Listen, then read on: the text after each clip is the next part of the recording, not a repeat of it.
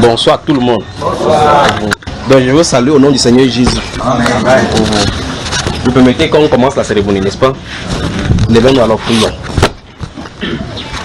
Père, nous te sommes reconnaissants pour ce moment glorieux que tu mets au devant de nous. Merci de nous avoir rassemblés en ce lieu pour ce moment de réjouissance, pour la promotion de notre sœur dans un grade supérieur. Nous te remercions, Seigneur, et nous consacrons ce moment-ci pour te louer, pour te célébrer, parce que ce n'est pas par ses efforts, mais c'est par ta grâce. Nous prions au Dieu de gloire que ta grâce demeure et nous conduise maintenant jusqu'à la fin de la cérémonie au nom du Seigneur Jésus-Christ. Amen. Amen. Que Dieu vous bénisse. Veuillez vous asseoir. C'est vrai que conventionnellement, on ne vient pas à la cérémonie, dans une cérémonie avec la Bible. Mais je suis venu avec la mienne. Si vous avez une Bible, vous pouvez en ouvrir. Comme ça, on lit quelques passages avant de continuer la cérémonie. D'accord?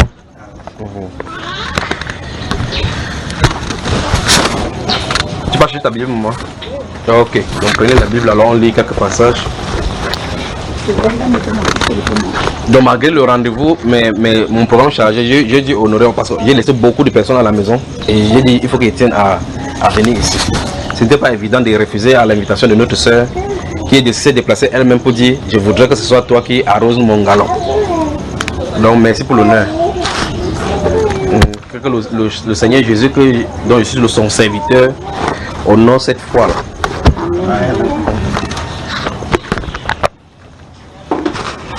Donc on va lire deux passages de la Bible et puis je vais déposer cette Bible si je vais commenter. Ouvrons la Bible dans le livre de Matthieu chapitre 8. Je crois qu'on va attendre maman qui allait chercher sa Bible là. Oui. Ok.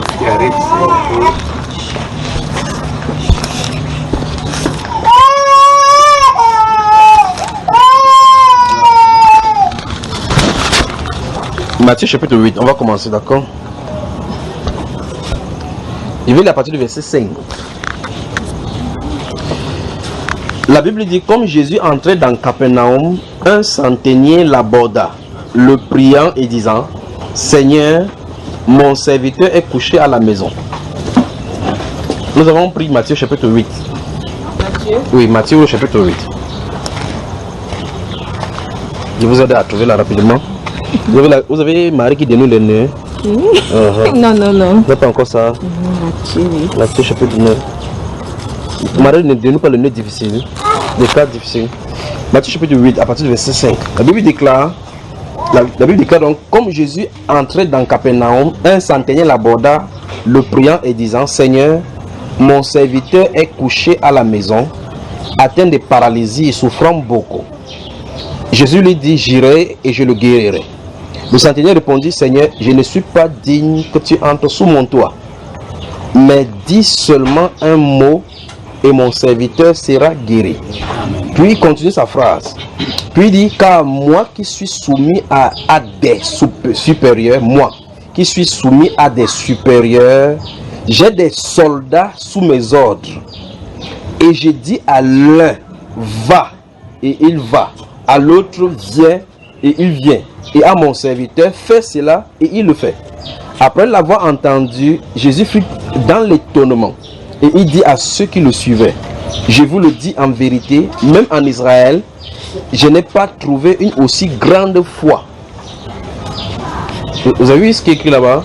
Amen. Vous avez suivi? Oui. La Bible déclare que Jésus est étonné. Pourtant cet homme a seulement parlé. Il dit, même en Israël, il n'a pas trouvé une aussi grande foi. On s'attend à ce que la foi soit chez les pasteurs, que la foi soit chez les gens qui suivent Jésus, n'est-ce pas? On s'attend à ce que la foi habite vers chez eux.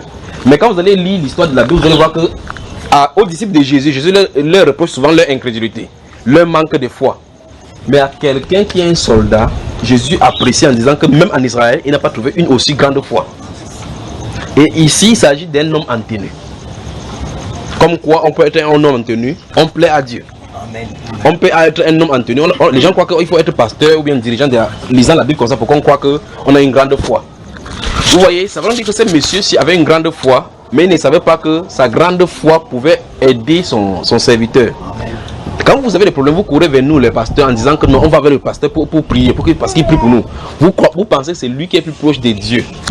Cet homme-ci croyait que c'était les gens sont plus proches de Dieu, mais Jésus vient de révéler qu'en Israël, il n'y a pas plus grande foi que sa part. Mais il ne servait pas Dieu. Il n'allait pas au temple, il était un soldat. Mais qu'est-ce qu'il dit à Jésus pour que Jésus dise qu'il a une grande foi? Jésus dit, ok, comme ton serviteur est malade, je vais venir le guérir. Il regarde Jésus. Il dit au Seigneur Jésus que je ne suis pas digne que tu entres sous mon toit. Il doit aller toucher là au niveau de la supériorité des autorités. Il dit au Seigneur Jésus que moi qui suis soumis à des supérieurs, donc il y a des façons hiérarchiques. C'est des façons hiérarchiques. Donc lui on l'appelle centenier. Centenier dans le grade de l'armée italienne, c'était un grade de capitaine. L'équivalent de capitaine. Donc il avait des gens sous ses ordres. Donc s'il est capitaine, il a un commandant au-dessus de lui. Ce commandant, un lieutenant-colonel, il y a des colonels et des généraux. Donc, il dit lui qui est soumis au supérieur. Parce que dans l'armée, ça fonctionne avec les ordres. Quand on donne l'ordre, quand ton chef donne l'ordre, tu obéis. Il dit que moi qui suis soumis à des supérieurs, j'ai aussi des gens sous mon ordre. Quand il dit à l'un viens, il vient. Donc il ne discute pas. C'est-à-dire quoi? L'autorité, il admet ici que Jésus a une autorité supérieure au sien au point où il n'est même pas digne d'entrer sous lui. Ça, c'est un homme de l'armée. Les gens qu'on dit. Mais aujourd'hui, dans notre génération, on croit qu'un militaire ne peut pas croire en Dieu. Mais il y a des colonels, j'ai des colonels qui sont des enfants du Seigneur et qui prêchent véritablement. Quand ils prêchent, vous regardez son grade, vous entendez ce qu'ils sont de sa bouche, vous êtes étonné, vous dites seulement que mince. À Yaoundé, souvent, j'ai un ami qui travaille à la présidence, il est aussi militaire. Quand on entre souvent dans le bus à Yaoundé, il prêche. Avec son âme ici derrière, les gens ne regardent pas l'âme, ne regardent pas ce qu'il prêche, ils sont extrêmement étonnés. Ils disent, celui-ci, j'espère que si on ne croit pas, peut-être il va tirer sur quelqu'un. Ça veut dire quoi? Hormis les galons, hormis la tenue que nous portons ici, nous avons une équivalence devant Dieu. C'est que nous sommes ses créatures. Il n'y a pas quelque chose que le militaire a sur lui que vous n'avez pas. La seule chose qui diffère, c'est qu'il a été investi d'une autorité. Et la République et les armoiries et les attributs de l'autorité de l'État lui confèrent un certain pouvoir. Et à ces pouvoirs qui lui sont conférés par l'autorité de la République, le sceau de la République qu'il porte fait office de l'autorité. De telle façon qu'en plus d'être un simple être humain, il a l'onction de l'État. Et cette onction-là, Dieu reconnaît ça. Dieu. Lorsque quelqu'un s'avance, un militaire, un chef militaire, en disant que, en vertu des pouvoirs qui me sont conférés, qui lui a donné le pouvoir, ça se pose que sa signature fait foi, sa parole fait foi. Il dit que maintenant tu passes à tel grade. Il enlève le galon, il met. À partir de cet instant-là, quand elle fait le café, elle s'élève, son grade a changé.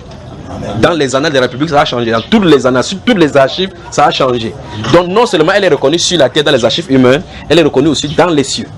Amen. Ça veut dire que si elle est policier, par exemple, vous passez en route, vous voyez un policier, une petite femme, vous êtes pressé pour aller peut-être à un mariage comme quand on roule là.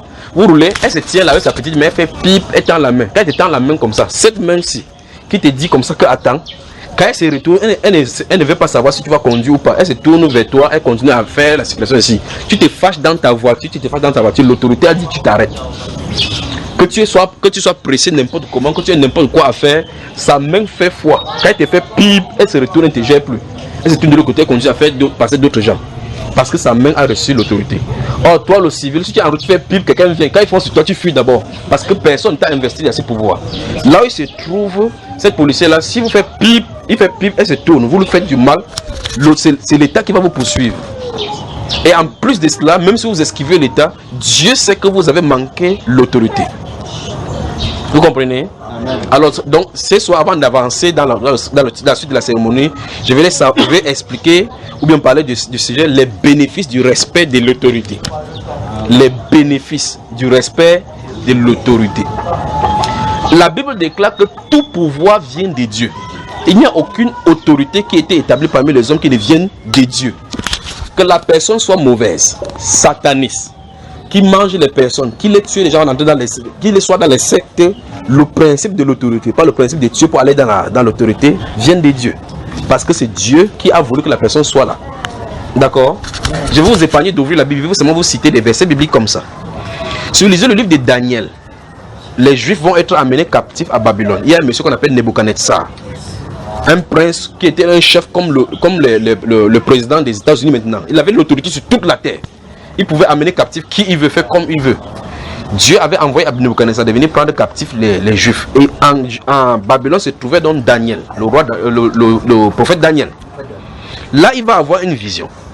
Ne connaissant pas avec une vision d'un certain arbre qui y a beaucoup de choses qui vont couper, ainsi de suite. Cette vision-là, Daniel va venir lui expliquer que ce grand arbre-là, c'est toi. Après, il donne l'explication que Dieu va t'en couper ton règne. Et tu vas entrer au champ, tu vas rester au champ. Il a marché au champ pendant 7 ans, il mangeait de l'herbe comme les bœufs. Il lui a dit, Dieu va faire ça afin que tu saches que le Très-Haut domine sur le règne des hommes et qu'il le donne à qui il lui plaît. Amen. Donc ça veut dire que si Dieu veut que chacun, que vous deveniez président, en fait dans la Bible on en a vu, David était un berger quelque part là, il a envoyé Samuel que va oindre David, va dans la maison d'Isaïe, j'ai trouvé quelqu'un là-bas, l'homme selon mon cœur. Il est entré, il a vu les gens qui sont colosses, il a vu Abinadab, il a dit Chiméa, il a dit merde, peut-être il a les pectoraux d'un roi, il n'y a pas la forme des pectoraux des rois. S'il a fait le muscle, n'importe les musculatures, c'est pas parce qu'on est colosse qu'on est roi. Parce que la royauté, c'est une puissance qui est un attribut de Dieu. Dieu exprime la façon dont il règne, la façon dont il est roi. Il essaie de donner ces portions-là aux hommes sur la terre pour que les hommes puissent manifester une partie de lui. Un peu comme nous aussi, nous sommes ici les pères. Nous disons notre Dieu, notre Père. Comme nous disons Père, c'est parce que nous sommes ses fils. La façon dont nous exprimons avec nos enfants. Quand les enfants ont faim, on essaie de pouvoir leurs besoins. C'est comme ça que Dieu aussi fait avec nous qui sommes ses frères. Donc cette partie de paternité que nous jouons un rôle pour essayer de comprendre comment Dieu est Père. Dieu est en même temps Père, souverain, roi, avocat, juge. Vous voyez, tous ces attributs-là, c'est en lui. Donc on va se tourner vers les juges. On va voir que si un juge voit une veuve avec quelqu'un qui a de l'argent, il prend la partie de celui qui a de l'argent, il a mal jugé parce que Dieu dit dans la Bible qu'on doit juger justement. Quand il fait comme ça, il salit l'attribut de Dieu. Parce que Dieu ne juge pas justement. Que tu sois pauvre, riche, il met la justice à égalité. Dieu donc veut que les gens comprennent le principe de l'autorité. C'est-à-dire que quand on commence à exprimer. Si je suis dans un poste, on m'a donné une autorité. L'autorité n'est pas là pour faire l'autoritarisme, la dictature. Ce n'est pas la façon de Dieu de s'exprimer. Dieu veut que si je suis chef de l'État, je répartis la tâche à chacun comme il se doit. Je ne prends pas ma place que comme personne ne peut rien faire contre moi, je commence à marcher sur les gens. Vous comprenez? C'est pour ça que la Bible déclare que c'est la justice qui élève une action. La Bible déclare que tout roi qui a son trône sera affermi par la justice. Quand le peuple est sans la justice, comme vous voyez le Cameroun, on en est de crier partout, les gens crient l'injustice. C'est le signe d'un soulèvement prochain.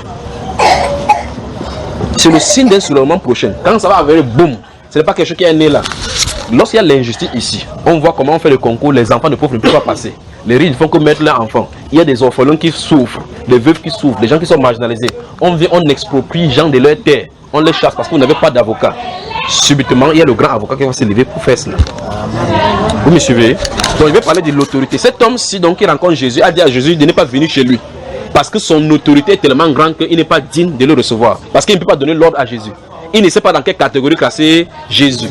Il dit que j'ai des gens sous moi. J'ai des gens sur moi qui sont mes supérieurs. J'ai des gens sur moi. Mais toi, tu es hors échelle.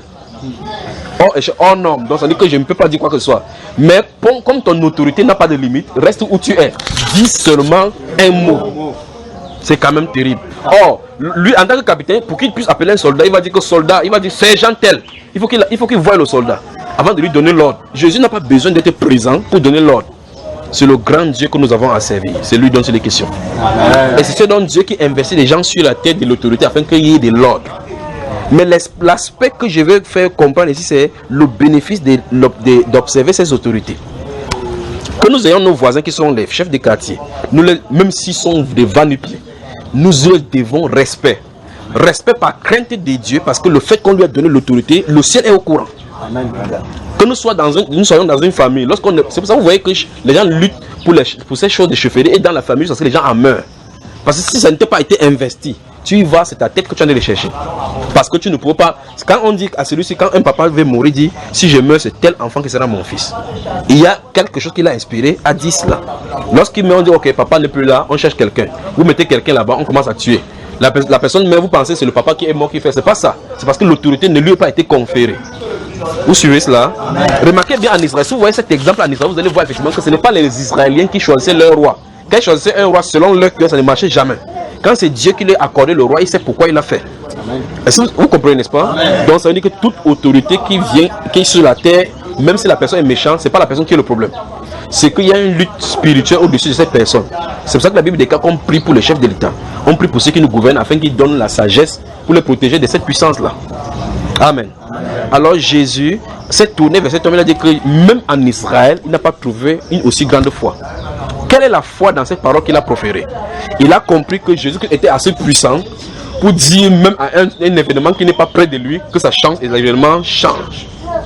Donc il a compris l'autorité. Et comme il a honoré cette autorité-là, les bénéfices de cette autorité-là lui sont accordés. Jésus dit qu'il a une très grande foi. Amen. Amen. Revenons maintenant sur le cadre humain. Nous sommes ici pour l'honneur que Dieu a accordé à notre sœur, pour pouvoir passer d'un grade dans l'armée à un autre grade. Maintenant, qu'est-ce qui se passe? Nous voyons sur le plan humain qu'il y a des tractations et des gens, elle sait comment ça se passe, comment on fait des propositions, dans les supérieurs font des propositions pour qu'il se passe. D'autres personnes négocient. D'autres personnes qui ne méritent même pas négocier. Il y a même d'autres personnes qui sont entrées même avec elle à la formation, qui sont même plus grandes encore, parce qu'ils ont des gens positionnés à un tel ou tel endroit. Ceux-là seront investis de l'autorité humaine, mais ne seront pas investis de l'autorité divine parce qu'ils vont par des voies de dissipation. Je ne sais pas si vous comprenez. Amen. Si vous lisez la Bible, vous allez voir, il y a un monsieur en Israël, on l'appelait Joab, c'était le chef de l'armée. Un chef de l'armée, c'est lui qui a le bras armé, l'armée le suit comme un général. Il peut descendre le président de la République comme il ne peut pas descendre parce que c'est lui qui a l'armée. Joab va combattre. David est resté à la maison. Il finit de combattre, il arrive, il assiège le roi. Il envoie les nouvelles au roi David que viens prendre ce roi-ci de peur que l'honneur ne me revienne. Vous entendez cela? Il dit viens prendre le roi. Ça veut dire qu'il a fait tout le combat. Il a compris que si tu es le roi en dernier lieu, l'honneur, le peuple va comme ça dire que Joab est fort, Joab est fort. Remarquez très bien l'honneur qu'il a eu à éviter pour que l'honneur revienne au roi. Parce que c'est le roi qui doit être honoré. Il est serviteur du roi. Si c'est aujourd'hui, quelqu'un va tomber pomme pour qu'on tourne le regard vers lui pour qu'il devienne maintenant chef. Mais il a compris que le chef, ce qu'on appelle en anglais chieftaincy, le chieftainat l'onction est sur David. Au point où il peut donner sa propre vie. Ils étaient presque 11 dans 2 Chroniques chapitre 11 où David a soif, il dit comment il va faire pour boire de l'eau. Quand ils étaient encore en carnavas, ils se sont levés, prendre l'épée, aller dans le camp de l'ennemi pour chercher de l'eau, pour venir donner à leur roi pour que le roi boive. Il n'était même pas encore roi du pays, il était encore en fuite. Mais l'onction du royaume des rois était sur lui. Les gens qui le suivaient étaient tellement soumis à lui, même en cavale, au point où ils ont risqué leur vie pour aller chercher l'eau. Quand ils ont apporté l'eau, David a vu cette eau-là. Il dit non, s'il boit ça, c'est la vie de ces hommes qu'il a en train de boire. Il a versé cette eau-là qu'il ne peut pas boire. Parce qu'il a vu comment ces hommes ont dû donner leur vie, aller traverser. Comme, imagine, vous êtes dans un endroit comme à Kolofata. L'eau se trouve du camp de Boko Haram. Vous partez, passez dans le camp de l'ennemi pour chercher l'eau pour venir donner à votre chef. Quel honneur! Vous comprenez? Parce qu'il connaissait quoi? L'autorité. Parce qu'il connaissait l'autorité qui est revêtue sur le roi David. Même le prophète lui-même qui oignait David venait quand il se postulait devant le roi, il dit oh roi, vis éternellement. Parce qu'on connaît que la royauté et l'onction qui est sur lui, c'est l'incarnation de la souveraineté du Seigneur. Ça veut dire que si tu touches à cette personne, tu touches Dieu. David lui-même, comme on avait un Saül pour roi, il n'avait pas l'autorité, il connaissait ses principes. C'est pour ça qu'il n'a pas voulu toucher le roi. Il a dit que ce soit Dieu qui lutte contre Dieu. Même s'il veut me tuer, qui me tue, moi je ne lui ferai rien. Mais aujourd'hui, vous entendez que c'est un garde du camp de président qui l'a fusillé. On ne connaît absolument rien. Quelqu'un avec qui tu manges aujourd'hui lève le talon contre toi, c'est lui qui monte le coup d'état. Parce qu'on ne connaît pas le principe de l'autorité. Alors, je vais lire dans le deuxième passage dans le livre de Romains, chapitre 13. Les bienfaits du respect de l'autorité. Aujourd'hui, donc, beaucoup de personnes, pour trouver le travail, vont négocier. D'autres, donc, dans le travail, parce que en fait, l'environnement est conditionné tel que la corruption soit là. Pour passer d'un grade à un autre, d'autres personnes vont en centre de formation pour les femmes. Ils sont obligés de coucher avec leurs supérieurs pour avoir des grades. Ce n'est pas normal. Chacun doit faire son travail comme il se doit et attendre la récompense qui se doit. Amen. Romains chapitre 13. La Bible déclare, à partir du verset 1, que toute personne soit soumise aux autorités supérieures, car il n'y a point d'autorité qui ne vienne de Dieu. Et les autorités qui existent ont été instituées des dieux. C'est pourquoi celui qui s'oppose à l'autorité résiste à l'ordre que Dieu a établi. Et ceux qui résistent attireront une condamnation sur eux-mêmes. Vous avez vu cela? Donc quand on vient vous soudoyer ici, on dit qu'à partir de le parti d'opposition, pourquoi on ne peut pas marcher, on ne peut pas faire ces choses. Si vous faites de telles choses, vous allez vous opposer au pouvoir établi. Si Dieu il a plu à Dieu de mettre quelqu'un au pouvoir, il sait quand il le descendre. Maintenant, il continue ici en disant, ce n'est pas pour une bonne action, c'est pour une mauvaise que les magistrats sont à redouter. Veux-tu ne pas craindre l'autorité? Fais le bien et tu auras son approbation. Le magistrat, écoutez bien ce que la Bible déclare au verset 4. Le magistrat est serviteur de Dieu. Vous voyez? Quand vous appelez chaque fois le pasteur, dit que oh pasteur, serviteur de Dieu. Souvent il voit les magistrats, il dit que serviteur de Dieu. Il dit que qui est serviteur de Dieu? Moi, il ne parle pas à l'église. On n'a pas dit que celui qui parle à l'église est serviteur de Dieu. On n'a pas dit que celui qui est pasteur est serviteur de Dieu. On dit ici le magistrat est serviteur de Dieu. Donc en vertu de cela, le pasteur a son rôle. Les enseignants de la Bible ont leur rôle parce qu'ils portent les mêmes attributs. Jésus-Christ est appelé le grand pasteur des brebis.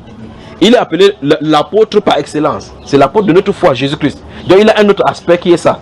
Il a un autre aspect de juge, parce que c'est lui qui va juger les vivants et les morts. Il est en même temps juge, apôtre, évangéliste, diacre, Dieu, souverain, roi des rois, seigneur des seigneurs, prince de la paix, sainteté, ainsi de suite. Tout ça, c'est lui.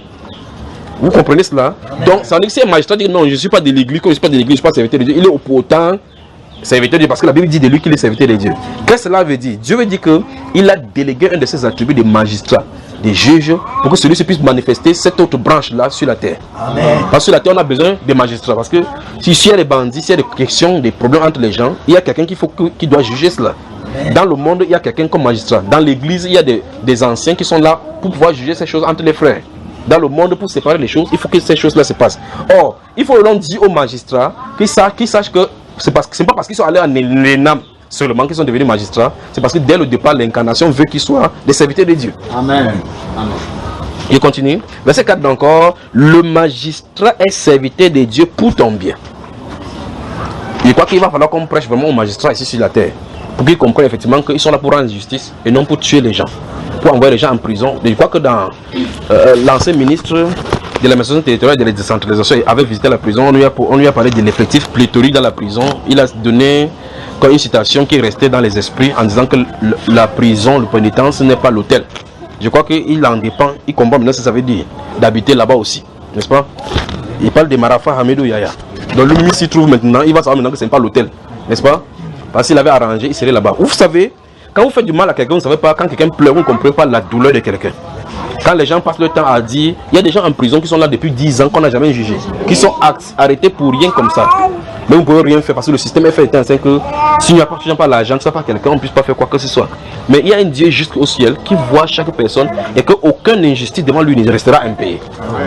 Donc il faut donc dire ici au magistrat que si vous prenez de l'argent pour enfermer quelqu'un, souvenez-vous qu'il y a un grand maître au ciel qui voit tout. Amen. Donc il dit que le magistrat ici est serviteur de Dieu pour ton bien. Mais si tu fais le mal, crains, car ce n'est pas en vain qu'il porte l'épée. Étant serviteur de Dieu pour exercer la vengeance et punir celui qui fait le mal. Donc normalement, ces magistrats condamnent quelqu'un qui a fait le mal, il est dans ses droits de le faire. Parce qu'ils sont là pour cela. Puis on dit ici qu'il est donc nécessaire d'être soumis, non seulement par crainte de la punition, mais encore par motif de conscience. C'est aussi pour cela que vous payez les impôts, car les magistrats sont des ministres de Dieu. Vous voyez les attributs, comment Dieu élève les magistrats ici? Des ministres de Dieu entièrement appliqués à cette fonction. Donc, normalement, c'est vrai que dans la pensée des gens, il y a tellement la corruption au point où on dit que qui est qui. Vous voyez, quand quelqu'un a des problèmes de justice, au lieu de mettre les genoux par terre, prier et dire qu'il m'avait voir le magistrat pour rencontrer pour ce problème-là, on dit seulement que cherche-moi une relation là qui va faire le temps qu'on ne peut pas corrompre ce magistrat. Premièrement, on garde seulement l'enveloppe. Quand tu viens sur le salut, l'intermédiaire dit que où est son enveloppe? Est-ce que c'est l'enveloppe qui juge? Un fait est là, on doit amener les preuves pour pouvoir condamner quelqu'un. C'est comme ça que la justice doit être faite. On a vu le cas de Salomon qui jugeait. On lui a demandé, Dieu lui a demandé dans la vision, qu'est-ce que tu veux pour qu'il te donne? Il a dit que je ne veux pas la richesse, je ne veux pas tes choses. Je suis établi sur un peuple nombreux, le peuple de Dieu. Donne-moi seulement la sagesse pour pouvoir les juger. Un de ces jours, on amène deux femmes qui ont des problèmes. L'un des enfants est mort. Là maintenant, il n'y a pas une règle dans la Bible qui dit, par exemple, dans l'écriture, que voici tel enfant, voici tel enfant. Il faut qu'il détecte ça avec la sagesse divine. Il faut qu'il détecte ça avec la sagesse divine. Vous comprenez cela? Et Dieu lui a inspiré en disant, ok, prenez l'enfant, comme vous discutez comme ça, coupez l'enfant en deux, donnez une partie à cette femme pour qu'elle ne casse pas la tête. Celle qui avait l'enfant dit non, dans ce cas, donnez l'enfant à l'autre. Pendant que l'autre disait que non, coupez l'enfant. Une mère d'enfant ne réagirait pas comme ça. Une mère d'enfant préférait que l'autre élève l'enfant, mais qu'il voit l'enfant à distance, sachant que l'enfant est vivant. Mais comme l'autre avait compris que non, son enfant était là mort, mieux l'autre aussi perd son enfant. Salomon a dit, ok, donnez l'enfant à celle qui a dit qu'on donne l'enfant. Tout le monde a dit, mais comment ça? Comment tu as su? Il dit qu'une mère donnera n'importe quoi pour son enfant. Amen. Vous voyez cela? L'autorité. Or, ça, ce n'est pas écrit dans un livre d'histoire que si vous voyez telle chose, tel cas est comme ça, vous faites comme ça. Il faut avoir l'Esprit de Dieu. Donc, la Bible déclare, la Bible a donné 2 attributs au magistrat. C'est que le magistrat est serviteur de Dieu. Le magistrat est ministre de Dieu, acquis à cette cause-là. Amen. Donc, les bienfaits de l'autorité, c'est quoi? C'est que notre sœur qui est ici, elle a été investie en plus de notre pouvoir encore, de l'autorité qu'on lui a donnée par cette grade qu'on lui a conférée. Ça veut dire qu'à partir de maintenant, elle a aussi des gens qui sont sous elle. Elle transmet, ce sont les subalternes, elle transmet aussi les ordres. Quand elle donne les ordres là-bas, on doit obéir parce qu'elle est chef aussi maintenant. De l'autre côté aussi, elle est aussi soumise à des supérieurs comme ce capitaine l'a dit à Jésus. Donc elle doit respecter les ordres, que les ordres soient faits tels que le règlement le dit. Elle doit aussi donner les ordres, pas donner les ordres seulement pour mater les gens, parce que les gens qui passent à un grade supérieur, on va dire qu'il va vous montrer maintenant. On ne sait pas ce que le lendemain peut être fait. Il y a un roi Napoléon, l'histoire raconte d'un roi Napoléon, il passait en revue sa troupe. Il y avait un caporal qui était au devant de lui. Napoléon faisait, je ne sais pas ce qu'il faisait, il faisait une manœuvre. Son épée est tombée. Le soldat est sorti des rangs. Le soldat, un caporal, est sorti des rangs. Il a attrapé l'épée du roi, il lui a donné. Et le roi, c'est le roi, sa parole fait foi. Et le roi en l'appelant a dit, merci mon capitaine. Il s'est mis en garde, il dit qu'il reçoit. Et il est passé de caporal à capitaine à cet instant. Lui, il a compris cela comme c'était une nomination. Et il a arraché sa nomination. Vous voyez, donc il a quitté de caporal à capitaine, au moins 7 grades. Donc imaginez que si vous étiez sergent, vous allez manipuler celui-là, en le manipulant que je suis ton chef, c'est sergent. En l'espace d'une minute, il est quitté de caporal à capitaine. Qu'est-ce qu'il va te faire en retour? Donc on ne sait pas en quoi le lendemain peut enfanter. Et même après avoir porté ces grades, lorsqu'on enlève la tenue, on est des hommes ordinaires. Donc on ne doit pas utiliser ces autorités, c'est pour matraquer les gens, mais pour servir. Donc c'est pour cela que le message pourrait être intitulé autorité pour servir, pas autorité pour détruire. Alléluia. Donc je vais seulement exhorter par la grâce du Seigneur, notre soeur qui est ici, que dans cette marche qu'elle a choisie avec le Seigneur et en servant les hommes, qu'elle serve effectivement les hommes. Parce que la Bible ne nous appelle pas serviteurs de Dieu parce que nous servons Dieu. C'est parce que nous servons les hommes que nous sommes serviteurs de Dieu. C'est comme ça. Ainsi, en servant la population, elle sert l'État. En servant la population et dans la droiture, Dieu a les regards sur lui pour accorder davantage de bien. Amen. Même là, on va faire le faux. Reste tranquille, ne fais pas le faux. Le Dieu que tu sers a les regards sur toi. Amen. Là où les gens vont corrompre, dites que je ne le ferai pas. Il y a des gens qui vont passer le grade, mais il faut être dans la position de Dieu. Comme ça, le Seigneur, autant opporté. La Bible déclare que celui qui s'élève sera rabaissé. Vous voyez? Il dit soumettez-vous à Dieu et il vous élèvera au temps convenable. Amen. Donc il y a un temps pour toutes choses. Vous pouvez aller porter un grade ou bien un poste qui ne vous rassemble pas. Ça attire les convoitises et c'est là où votre mort vient. Alors que si vous suivez le rythme que Dieu vous a donné, le rythme que Dieu a prévu pour vous, vous arrivez au niveau où il a voulu. Et chaque fois que Dieu est derrière quelque chose, si vous vous opposez à cette personne-là, vous vous opposez à Dieu. D'accord? Donc nous remercions le Seigneur pour ce qu'il a fait pour elle. Et nous l'exhortons ensemble ici à ce qu'elle marche encore dans la droiture, dans l'intégrité et dans la justice. Parce que son milieu, s'il y a un milieu qui est corrompu, c'est son milieu. Mais Jean-Baptiste, vous regardez, avant que Jésus ne vienne en scène, Jean-Baptiste baptisait les gens. Si vous lisez Luc au chapitre 3, la Bible déclare que les gens venaient partout, le monde entier, pour venir, les peuples juifs pour venir se baptiser. Les gens venaient poser la question, oui, qu'est-ce qu'il faut faire? Il dit que celui qui a 2 tuniques donne un à un, celui qui n'en a pas. On dit que les soldats aussi sont venus. Ok, nous, qu'est-ce que nous devons faire? Il n'a pas demandé de quitter l'armée, parce qu'un pays a besoin de l'armée pour défendre. Il n'a pas demandé de quitter l'armée, il a dit que contentez-vous de votre solde, n'exercez pas les extorsions.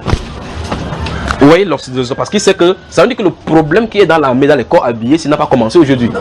Puisque les gens même qui ont gardé le tombeau de Jésus, les soldats qui ont gardé le tombeau de Jésus, quand l'ange est descendu, ils sont tombés évanouis. La Bible déclare qu'on les a corrompus en disant que dites plutôt que ces disciples sont venus voler. Et même si les gens disent on va vous supporter, on dit à cause de cela, on leur donne l'argent. Le bruit a parcouru jusqu'aujourd'hui. Donc il y a les soldats qui sont entrés dans le mensonge pour dire qu'on est venu voler le corps de Jésus. Les soldats. Donc le mensonge avec les corruptions n'ont pas commencé aujourd'hui. Mais là nous venons de voir un militaire qui a rencontré Jésus-Christ. Il a eu sa guérison parce que malgré que le soldat était corrompu, il n'était pas corrompu. Vous voyez cela? Dans Actes chapitre 10, on va voir un autre centurion qu'on appelle Corneille. Il vivait dans la sainteté, dans la droiture. C'était encore un autre de la cour italienne. Un de ces jours, quand il priait, un ange est venu. Imaginez qu'un homme qui n'est pas juif, l'ange vient vers lui, dans son heure de prière. Il dit Corneille, ta prière, tes hommes sont parvenus devant le Seigneur, il s'est souvenu de toi. Envoie maintenant à Joppé, appelé Simon Pierre. Il est logé sur un courroyeur à Joppé là-bas auprès de la mer. Il a envoyé les gens sont venus. le même capitaine a couru devant Pierre pour se prosterner. Pierre a dit non, non, non, lève-toi, moi aussi je suis un homme. Quand il a prêché là-bas, les gens ont cru, n'est-ce pas? Amen. On voit dans Actes chapitre 16, l'autre là c'est un gardien de prison, donc dans son domaine. On avait attrapé l'apôtre Paul, on a mis en prison, que garde-le jusqu'au matin. Elle avait toujours, cette journée-là, le président, le chef du tribunal de prison là, avait toujours gardé les prisonniers, jusqu'à ce qu'ils ont trouvé un prisonnier spécial. Ce prisonnier spécial qui avait l'onction de Dieu. On avait attrapé l'apôtre Paul et Jean, Silas, parce qu'ils avaient délivré quelqu'un. Une femme qui avait l'esprit de Python, dans Actes chapitre 16. Elle l'a mis dans la prison. Dans la Bible, quand il était dans la prison, là-bas, les New Bells des Actes des Apôtres, ils chantaient et louaient Dieu de tout leur cœur. Le fondement de la prison s'est ébranlé. Vous imaginez par exemple qu'en prison maintenant, il pleut un de ces jours là-bas, qu'il y a des bruits là-bas où les prisonniers s'évadent. Le premier responsable, c'est l'intendant de prison. C'est lui qui est responsable. Le registre de prison est responsable. Alors la Bible, quand il a vu que les chaînes toutes les chaînes des prisonniers étaient enlevées. Mais ça n'a pas empêché que les apôtres soient là. Ils étaient là, restés là-bas, tranquilles. Il est sorti avec la lampe pour revenir regarder si les prisonniers sont là. La Bible déclare qu'il a tiré l'épée pour vouloir se donner la mort parce qu'il savait qu'il devait rendre compte aux autorités. Donc mieux se tue. L'apôtre Paul a dit, ne te fais point de mal, nous sommes tous ici. Vous comprenez cela? Alors il est tombé à pied, le chef de prison, le registre de prison est tombé à pied. Il dit, qu'est-ce qu'il faut faire pour te sauver? Il dit, crois et tu seras sauvé, toi et ta famille. Amen. Il dit que le salut est adressé à tout. Que tu sois magistrat, ministre, président de la République, la même parole qu'on prêche là, c'est valable pour tout le monde. Valable pour tout le monde. La fonction que nous faisons n'est pas incompatible avec le service de Dieu. C'est que quel qu'en soit l'endroit où nous nous trouvons, il faut qu'on fasse le travail de Dieu. C'est-à-dire que je suis magistrat, ça ne veut pas dire que je suis magistrat pasteur, non. Je dois faire mon travail comme si Dieu était là, il faisait ce travail-là, il ferait comme ça. Si je suis militaire, nous voyons les exemples de David et autres là-bas dans la Bible. On doit faire exactement comme on doit faire. Mais les militaires sont en frontière. Ils gardent le pays, un ennemi vient pour entrer avec la bombe. Il dit que voici 12 millions. Il regarde son salaire chaque jour, 200 000, 200 000. Il dit quand est-ce qu'il va avoir 12 millions? Et il dit que donne-moi les 12 millions, passe avec la bombe. On part au marché, on fait comme ça, sa propre femme est au marché, ça le tue. Sa propre femme. Qu'est-ce que lui il a fait? C'est pas quelqu'un d'intègre. Quelqu'un qui est intègre, c'est quelqu'un qui défend son pays jusqu'à la dernière goutte de sang. Amen. Vous comprenez cela? Et cette personne, si Dieu le supporte parce que c'est la défense nationale. Vous me suivez, n'est-ce pas? Amen. Alors donc, notre soeur doit être intègre dans ses voies. C'est-à-dire, la Bible déclare dans Philippiens qu'on porte la parole de Dieu au milieu d'une génération perverse et corrompue parmi lesquelles nous vivons comme des flambeaux, portant la parole de vie. Donc là où il y a la corruption, on refuse de faire la corruption. Là où il y a des inimitiés, où il y a les choses de malhonnêteté à faire, on ne le fait pas. Et quand vous allez faire ça, dans ce groupe-là, dans ce système, vous serez marginalisé. Mais il n'y a pas de problème. Vous serez en règle avec Dieu, mais pas en règle avec les hommes, mais parce que vous avez refusé de marcher dans les mauvais sentiers. Là, c'est mieux d'être ami avec Dieu que d'être ami avec les hommes et être ennemi de Dieu. Amen. Amen. Que Dieu vous bénisse. Je ne vais pas vous retenir pour longtemps. On va passer à la phase d'arrosage du gallon. Je n'ai pas arrosé ce gallon-ci comme son supérieur, mais comme sa soeur, comme quelqu'un qui veut accorder une bénédiction à sa soeur. Parce que je ne suis pas digne de prononcer quelque chose sur ce gallon-là, parce que c'est les gens à qui le pouvoir leur est confié qui doivent prononcer sur le gallon. Et ils ont déjà prononcé. Moi, je ne prononcerai pas cela. Je prononcerai les paroles de bénédiction pour que le ciel se souvienne d'elle à chaque fois qu'elle va marcher dans l'intégrité. Et que Dieu la préserve de toutes ces voies-là, des voies tortueuses qu'il y a dans ce milieu-là pour la préserver jusqu'à la fin de sa carrière. Amen. Amen. Allons-y. Levons-nous et faisons-lui honneur. Ouvre mon frère, ouvre.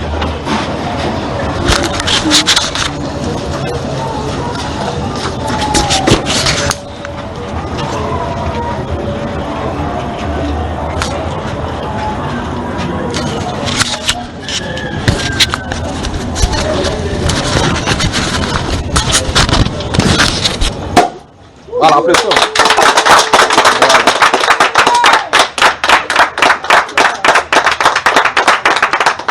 Vous avez fait exprès d'acheter la même chose qui a la couleur de son chapeau. C'est exprès que vous avez fait ça.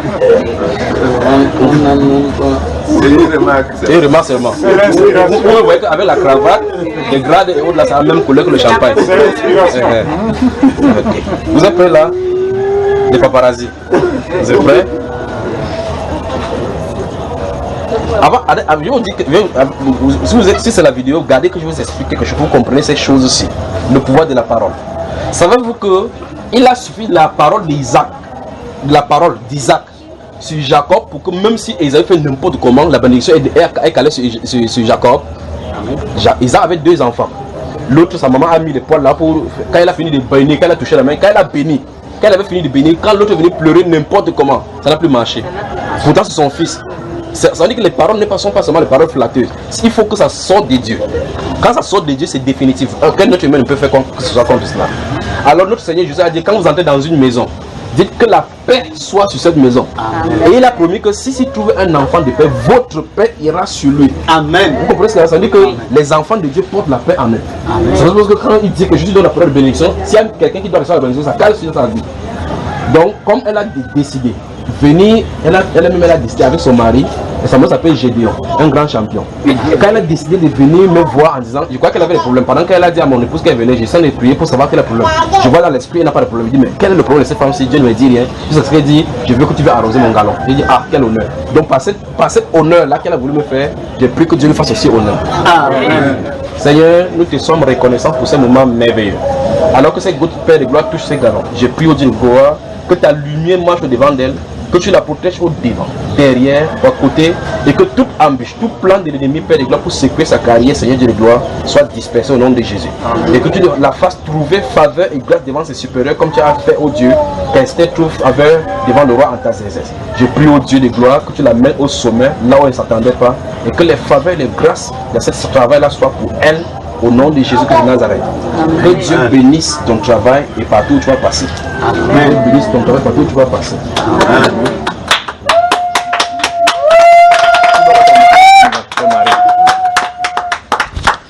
Que Dieu vous bénisse, que Dieu vous bénisse. Amen. Soyez bénis en retour. Oui.